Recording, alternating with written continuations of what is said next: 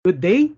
Talakayin natin ng isa sa pinakamaimpluwensyang pilosopo sa kontemporaryong panahon, si Martin Heidegger. Si Martin Heidegger ay isang German philosopher na pinanganak sa Meßkirch, Germany. Siya ay lumaki sa isang katolikong pamilya. Tinuring siya bilang isa sa mga pinakamaimpluwensyang pilosopo sa 20th century. Ilan sa kanyang mga kontribusyon ay ang existentialism at phenomenology. Siya ay nag-umpisang mag-aral ng theology sa University of Freiburg, ngunit kalaunan ay lumipat sa philosophy. Matapos makuha ni Heidegger ang doctorate in philosophy, siya ay nagturo bilang private docent o walang sahod na lecturer sa naturang universidad. Dito niya inumpisahan ang paggawa ng kanyang philosophical ideas. Malalim siyang naimpluwensyahan ng mga gawa ni na Aristotle, Immanuel Kant at lalo na ni Friedrich Nietzsche. Sa Being and Time, tinalaki ni Heidegger ang dalawang uri ng being, ang logical being at material being. Sa klaw ng logical being, ang lahat ng umiiral o may exist na immaterial, fictive at intangible. Ang mga ito ay umiiral o nag-exist sa ating isipan o intellect. Halimbawa nito ay ang numbers, Superman, justice, freedom, love. Parang kagaya ng world of ideas o forms ni Plato. Ito ang main concern ni Heidegger sapagkat dito nagmumula ang lahat ng beings. Ang beings na may malaking titik na B ay ang kakanyahan at substance ng lahat ng umiiral sa mundo. Sa klaw naman ng material being, ang lahat ng umiiral o may-exist na material, tangible at nadarama.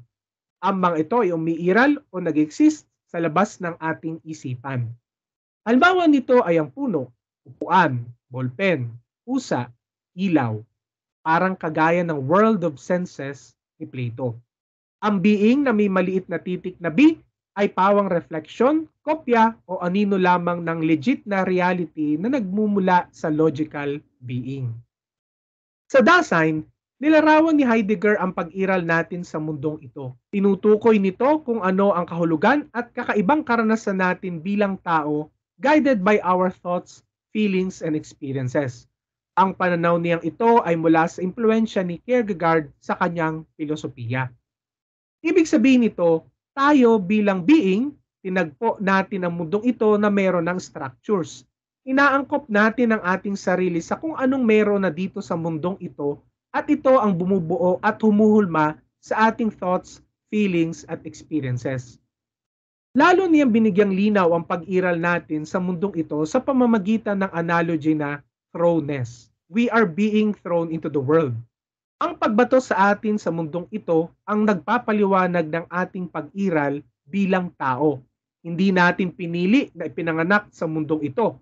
Kung saan, kung kailan, binato tayo. Parang isang bata na inihagi sa isang swimming pool. Interesado si Heidegger sa kung paano tayo hinuhubog bilang tao sa pagkakabato sa atin sa mundong ito. Upang higit nating maunawaan ito, ginamit ni Heidegger ang magic sack bilang metaphor. Para kay Heidegger, lahat ng bagay ay mailalagay natin sa loob ng sako kahit ang sako mismo.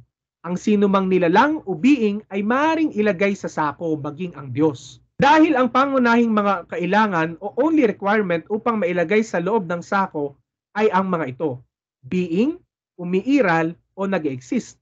Ang hindi lang makakapasok sa sako ay ang non-being, nothing o non-existence. So para siyang vacuum na anything that occupies time and space, immaterial man o material, mapupunta sa sack na ito.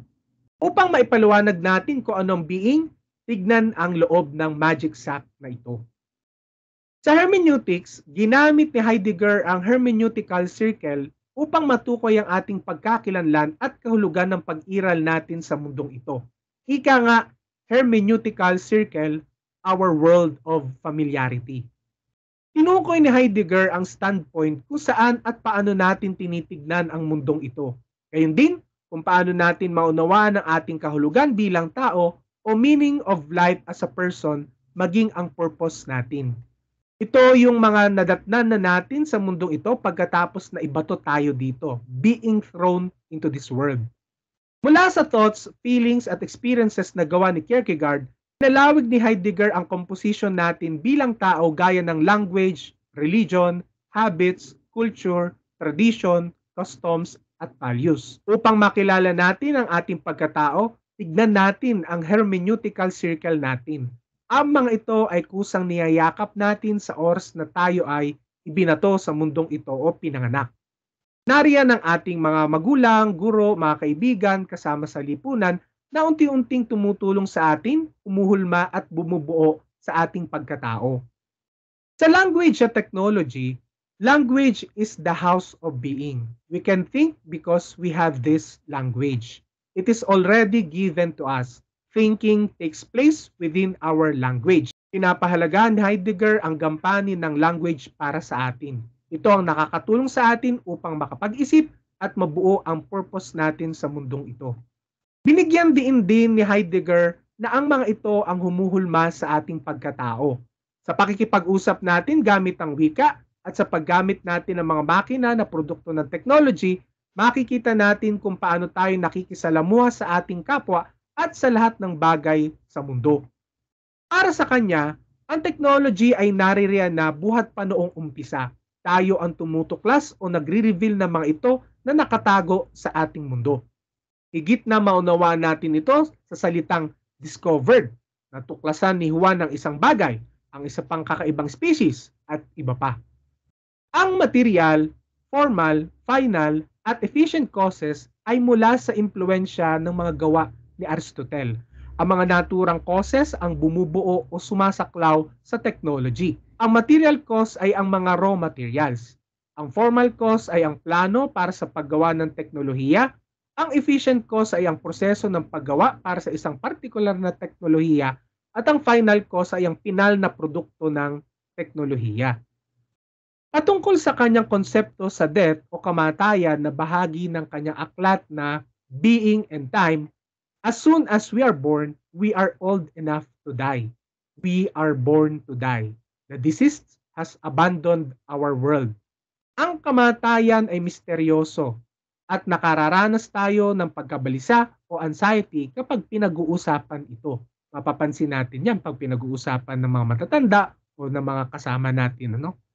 Ang kamatayan ay misteryoso at nakararanas tayo ng pagkabalisa o anxiety kapag pinag-uusapan ito. Bakit? Dahil hindi pa natin nararanasan ng kamatayan, hindi natin nalalaman kung ano ito, kung ano ang pakiramdam nito. Nakararamdam tayo ng lumbay mula sa pagpanaw ng mahal natin sa buhay dahil iniwan nila tayo. Tayo ang nakararanas ng sakit, hirap sa kamatayan ng ating mga minamahal. Nilahad niya na ang kamatayan ay essential part ng pag-iral ng buhay natin sa mundong ito. May katapusan. Dahil sa kamatayan, sinusubukan nating mabuhay sa best natin, magkaroon ng makabuluhan at makalugan na buhay. We live authentically and meaningfully. Ang kamatayan ng pagpapaalala sa atin ng ating temporal na aspeto, ang pagpili natin sa mga bagay-bagay sa gabay ng ating values at aspirations. Sa kanyang involvement sa Nazis, ang bahaging ito ng buhay ni Heidegger ay naging controversial. Noong ikalawang digmaang pandaigdig, sumali siya sa isang partidong pampulitika na naugnay sa mga Nazi. Siya ay naging rektor o pangulo ng University of Freiburg sa panahon ng Nazi rule. Ang paglahok ni Heidegger sa mga Nazi ay humantong sa mga debate tungkol sa kanyang etika at ang epekto nito sa kanyang filosofiya. Ang pamana ni Heidegger sa filosofiya ay nananatili sa pamamagitan ng kanyang mga kontribusyon sa existentialism, phenomenology, hermeneutics, at ang kanyang mga kritik sa modernity, language at technology. Ang kanyang mga ideya ay patuloy na humuhubog sa philosophical na talakayan at sumasalamin sa contemporary thinkers sa iba't ibang disiplina.